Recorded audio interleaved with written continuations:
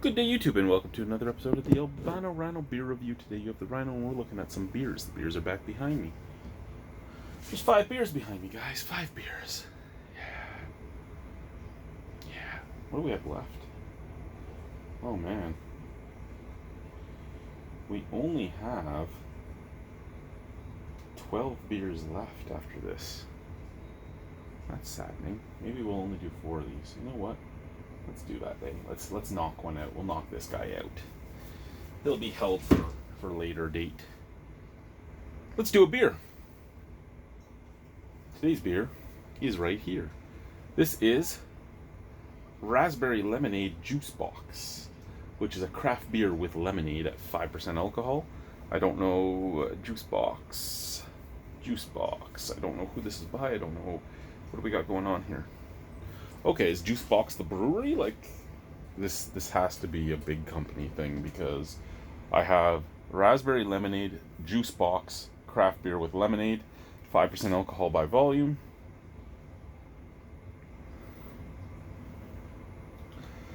Produced by Juicebox Brewing Company, Toronto, London, Ontario, Canada.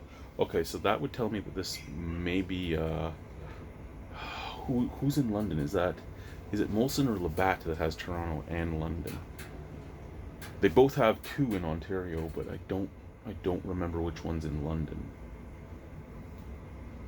Juicebox. What happens when you combine small batch craft lager with the taste of freshly squeezed lemons and raspberries? Quenchativity.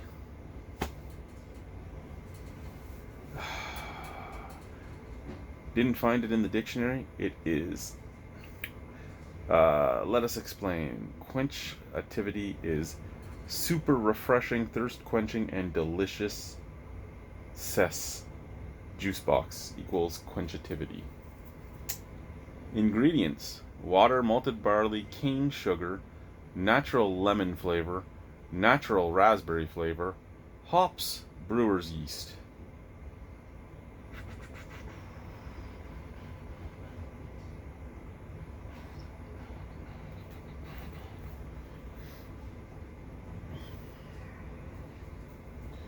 Or are you just a contract brewer that is brewing in one of the facilities in London, be it Fork River, Stormstade, whatever it is, as well as Toronto?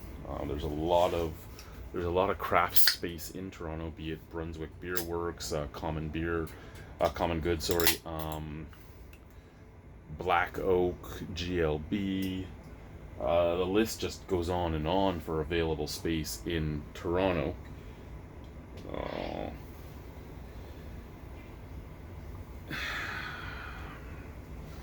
I did say lemon flavor, and I did say raspberry flavor, which makes me think that we're not really doing the craft lager thing either, because usually a craft brewery would use actual lemons or actual raspberries. Some of them have used flavoring, don't get me wrong. I'm not saying they all do everything super fresh, but yeah. A little bit of haze to it. Golden color. Not really what I expected out of what it's saying is in here. The smell is what I expected, though. I will give it that. It has a raspberry lemonade scent. It has a raspberry lemonade scent like you went out and bought like the Sunripe raspberry lemonade, or the Tropicana doesn't make it, but what's the other companies? Minute Maid's raspberry lemonade.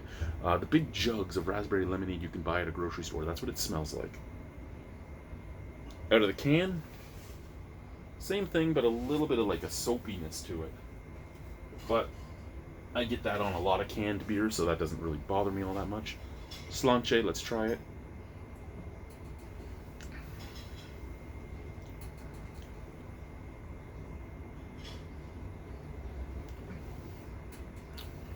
Clean, crisp, a little bit earthy. That sweet raspberry lemonade flavor is there. It has the sweet raspberries up at the forefront. It has the somewhat tart lemon. It's a good It's a good drink. I mean, I won't lie. That could be something in a juice box for me. There's no alcohol flavor. There's nothing that really makes me think I'm drinking alcohol. There is that almost piffy bitterness in the mouth right now. All in all, though, I don't know.